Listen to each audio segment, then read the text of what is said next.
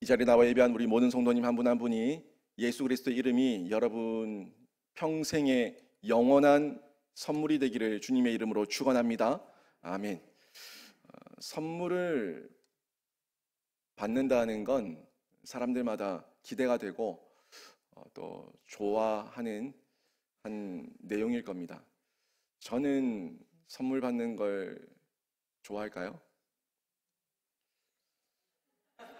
잘 모르겠네요. 저는 선물 받는 걸 그렇게 받으면 좋죠.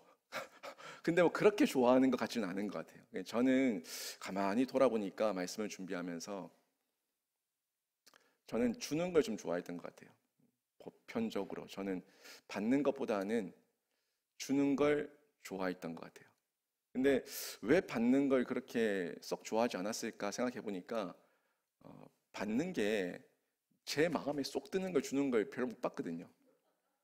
별로 쓸모없는 거. 저에게 있어도 그만, 없어도 그만인 거. 이런 걸 줄 때가 많다 보니까 사실 뭐 받는 거에 큰 기대감은 없었는데 그것보다 저는 생각하기를 저 사람한테 정말 필요한 게 뭘까? 저 사람에게 뭘 주면 저 사람에게 유익이 될까 하는 걸 생각하면서 좀 실용적인 걸 주려고 생각을 많이 했던 것 같아요. 어, 어떤 선물을 받고 싶은지 여러분도 한 번쯤 다 생각해 봤을 건데 어때요? 여러분은 만약에 선물을 준다, 선물을 받는다라고 한다면 어떤 선물을 주고 어떤 선물을 받기를 원하십니까? 일시적인 선물, 잠시 잠깐의 선물은 그냥 잠시 받았을 때만 좋을 뿐이지 금방 먹어버리고 치워버리고 써버리고 잊혀져 버리고 사라져 버리니까 사실 참 의미가 오래 유지되기가 어렵다는 거죠. 또 받았어도 시간 지나면 내가 받았나 하고 다 잊어버리니까 마음이 좀 씁쓸하지 않습니까? 그래서 사람은 선물을 주고 받을 때 의미 있고 오래 간직할 수 있는 선물을 주고 싶고 받고 싶어 한다는 거죠. 제가 2004년에 제 아내와 결혼했거든요. 2003년부터 교제를 했어요. 근데 제가 제 아내한테 처음 줬던 선물이 뭐냐면 그때 당시에 노트북이었어요. 2003년도에 제가 그때 통이 컸거든요. 예, 제 아내가 대학원 들어간다고 하기에 그 선물로 지금은 망했어요. 삼보 컴퓨터. 그때는 한창 그래도 한국 제품으로 꽤 괜찮았고 가성비도 괜찮았고 괜찮았어요. 그래서 삼보 컴퓨터를 그때 당시에 한 2, 30만 원이었던 것 같아요. 그 정도 금액을 주고 노트북을 제 아내한테 처음 선물했어요. 마음을 얻어야 되니까. 처음 선물했는데 그러고 나서 좀 지나서 제 생일이 됐거든요. 아, 나는 노트북을 줬으니 우리 아내는 나에게 뭘 줄까? 기대감이 있었어요. 기대감이. 굉장히 큰 기대감이 있었는데 제가 제 아내한테 뭘 받았을까요? 구두 주걱 열쇠고리. 구두 주걱 열쇠고리를 딱 받았어요. 그래서 저희가 그것도 예쁘게 포장해가지고 박스에 넣어가지고 저는 박스를 열 때 무슨 반지가 들었나 목걸이가 들었나 이 주얼리 그런 게 들었을 거라 딱 열었는데 박스 안에 예쁜 그 쇠 주걱 열쇠고리가 딱 들어있더라고요. 제가 너무 실망스러웠는데 실망한 내색은 못하고 이걸 왜 나한테 주냐 그랬더니 그때 제가 직장 다니고 있을 때니까 구두 벗고 신을 때 필요할 것 같아서 그리고 늘 간직하고 다니라고 줬다는 거예요. 아, 의미는 참 좋은데 내가 준 거에 비해서 이게 지금 100개는 더 사겠다. 그런 마음이 든 적이 있었습니다. 아무튼 근데 그 열쇠고리 지금도 집에 있어요. 어딘가에 처박혀 있을 겁니다. 어딘가에 있을 거예요. 버리진 않았는데 어디 있는지 모르겠지만 하여튼 어딘가에 있을 거예요. 그때 제가 참 우리 아내가 참 순진하다 하는 생각을 가졌는데, 그죠? 이 선물이라는 거에 대한 어떤 의미를 값어치에 두지 않고 실용적이고 오래 간직할 수 있는 그런 선물을 줬다는 거에 제가 참 시간이 지나면서 그냥 마음에 그냥 따뜻했어요. 예, 그런 마음이 있었습니다. 오늘 본문에 보면은 예수님께서 니고데모와 대화하는 내용이 오늘 쭉 나오거든요. 3장 전체적으로 니고데모와의 대화가 쭉 나오다가 오늘 16절부터 해서 이 영생에 대한 부분을 전달해 주고 있는데 사실 이 내용까지도 다 예수님이 니고데모에게 말씀하고 있는 내용이에요. 근데 니고데모가 왜 예수님을 찾아왔냐면 사실 니고데모는 영생이 궁금했어요. 예수님이 어떤 분이신지, 하나님 나라가 어떤 곳인지 그런 궁금증을 가지고 예수님을 찾아와서 예수님께 질문을 하고 대화를 나누고 있었는데, 예수님께서 니고데모를 보자마자 니고데모에게 말을 던지고 이야기를 나눴던 그 내용들을 보면은 하나같이 거듭남과 또 영생에 대한 이야기를 하고 있다는 거예요. 예수님이 니고데모를 딱 보니까 니고데모에게 지금 가장 필요한 거는 생명에 대한 교훈이 필요한 거예요. 생명. 왜? 지금 니고데모에게 가장 필요한 선물이 영생이고 그 영생에 대한 갈급함, 생명에 대한 갈급함이 있는 것을 보셨기 때문에 이 영생을 말씀하고 있는데, 사실 한번 생각해 볼게요. 영생이라는 부분, 거듭남이라는 부분, 이게 니고데모에게만 필요한 영역일까요? 니고데모에게만 필요한 선물일까요? 사실 저와 여러분도 니고데모처럼 이렇게 담대하게 예수님 앞에 가서 묻지 못하고 얘기하지 못할 뿐이지, 여러분도 하나같이 생명에 대해서 또 죽음에 대해서 나는 어디로 와서 어디로 가는가에 대한 궁금증을 다 가지고 있습니다. 사람이라면 나는 어디로 와서 어디로 가는가, 나는 누구인가, 나는 왜 사는가, 나는 여기 왜 있는가 하는 부분, 나는 그리고 어디로 가서 어디로 가는가 하는 이 영역에 대해서 하나같이 궁금해하고 있는데, 그 모든 연결고리를 타고 들어가면 결국 생명이죠. 나는 사라지는가 계속 존재하는가 하는 것에 대한 이 고민, 그게 결국엔 영생이에요. 영생. 이 모든 영생이 니고데모에게 가장 필요한 선물인 것처럼 저와 여러분에게도 가장 예수님에게 받아야 될 선물이 있다면 그 선물은 영생의 선물이라는 거예요. 이 영생의 선물을 받아야지만 우리가 참된 기쁨과 참된 감사와 감격 가운데 의미 있는, 목적이 있는 삶을 살아갈 수 있기 때문에 그렇습니다. 그 선물의 이름을 성경에서는 아주 크게 이야기했을 때 그 선물의 이름을 전해주는데 바로 예수 그리스도예요. 성경이 우리에게 소개하는 선물의 이름, 예수 그리스도. 그 예수 그리스도를 소유했을 때 얻게 되는 모든 파생되는 그 은혜와 감격과 그 하나님의 사랑, 이 구체적인 내용들이 다 펼쳐지게 되는 거죠. 사실 예수라는 이름이 있을 때 영생이 주어지고, 예수라는 이름이 있을 때 구원이 주어지고, 예수라는 이름이 있을 때 참된 복이 주어지고, 예수라는 이름이 있을 때 우리의 모든 영원 속에 있는 참된 복락을 누릴 수가 있거든요. 그 예수 그리스도, 이 이름이 성경이 소개하고 있는 우리에게 가장 필요한 선물의 이름이라는 겁니다. 16절에도 그 말씀을 전해주고 있죠. 하나님이 세상을 이처럼 사랑하사 독생자를 주셨으니 이는 그를 믿는 자마다 멸망하지 않고 영생을 얻게 하려 하심이라. 아멘. 16절은요, 성경 전체를 관통하는 하나님의 성품을 정리하고 있는 말씀이에요.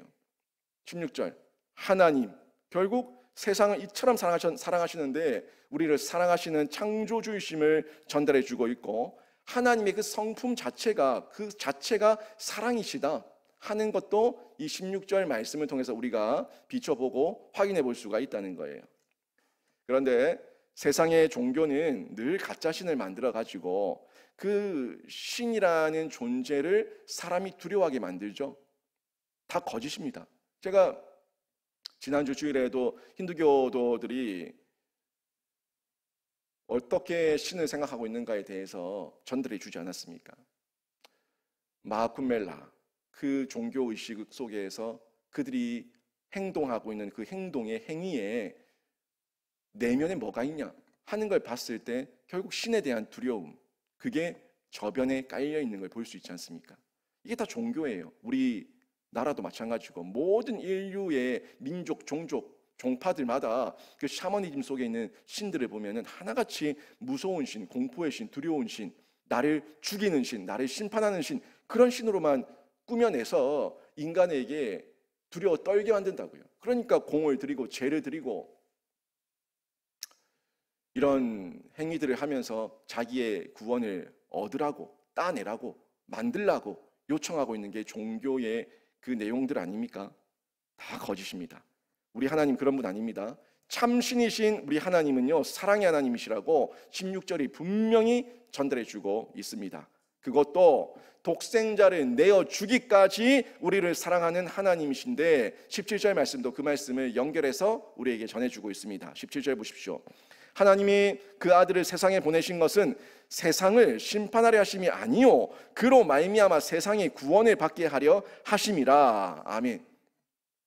이 17절에서도 알 수 있는 부분, 16절, 17절, 하나님은 사랑의 하나님이시고 또 하나님은 공의 하나님이신데 그 심판과 구원을 행하실 수 있는 분, 사랑으로 구원하시고 정의와 공의로 심판하시고 이 모든 걸 다 행할 수 있는 분이 하나님이신데 목적은 심판이 아니라 구원이다. 목적은 죽이기 위함이 아니라 살리기 위함이고 내가 사랑하기 위함이다 하는 걸 분명히 성경은 전해주고 있습니다. 우리 하나님 세상의 종교와 같은 그런 가짜 신들과 같이 거짓 신들과 같이 죽이는 신 아니라 살리는 하나님, 살리는 우리 아바 아버지인 줄로 믿습니다. 그분이 우리 하나님이시라고. 그래서 우리에게 그 아들 독생자까지 내어주신 분임을 성경은 전해주고 있습니다.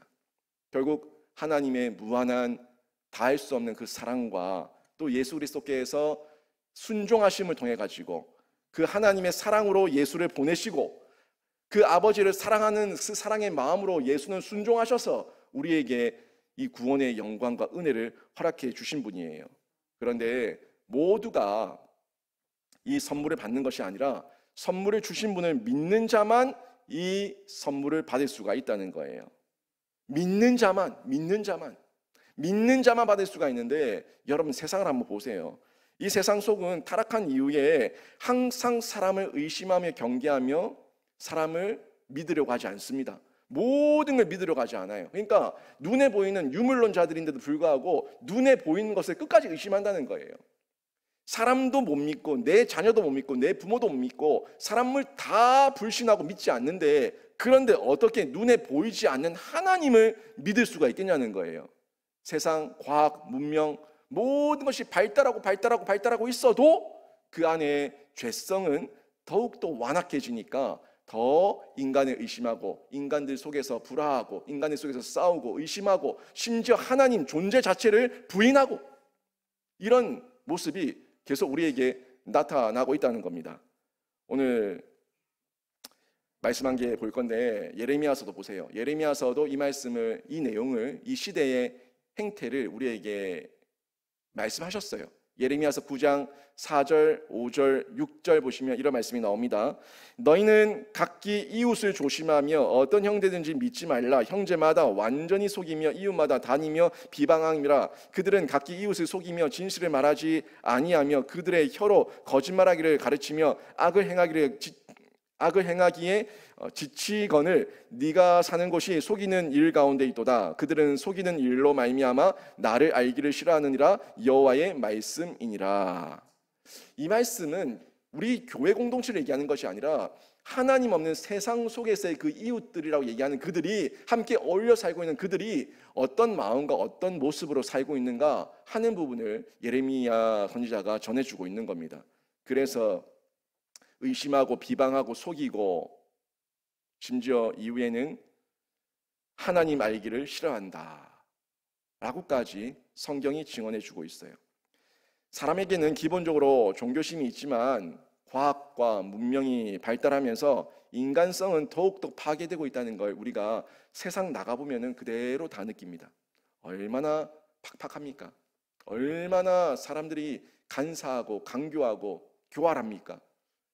정말 눈 감으면 코 베어가고 귀 베어가는 세상, 그런 세상을 저희가 살고 있는데 하나님 없는 세상 속에 있을 때 저희가 느끼는 감정이에요.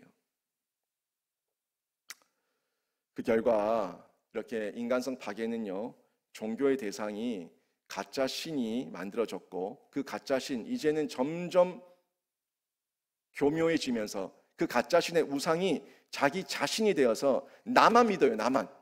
나만 믿고 모든 걸 부정하는 내가 신이 되어버린 시대까지 살고 있다는 겁니다.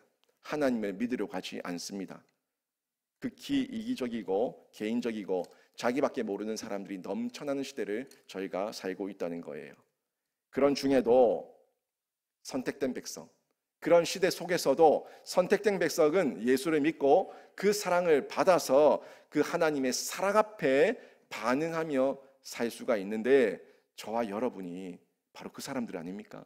이 어려운 시대 가운데, 이 모든 걸 의심하는 시대 가운데 저와 여러분이 이 새벽에 정신 나간 사람들처럼 여기 앉아있고 예수를 믿고 예수 이름을 부르고 우리 하나님을 아바 아버지라 믿고 아버지의 그 사랑을 받아서 반응하는 이 모습이 진짜 하나님의 선택된 백성으로 선물을 소유한 하나님의 자녀인 줄로 믿습니다. 이게 선물을 받은 자예요.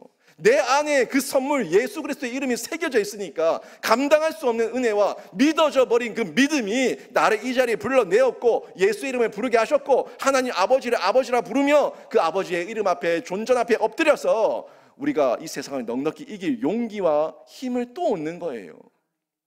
이게 선택된 백성, 선물 받은 백성들의 은혜라는 거예요.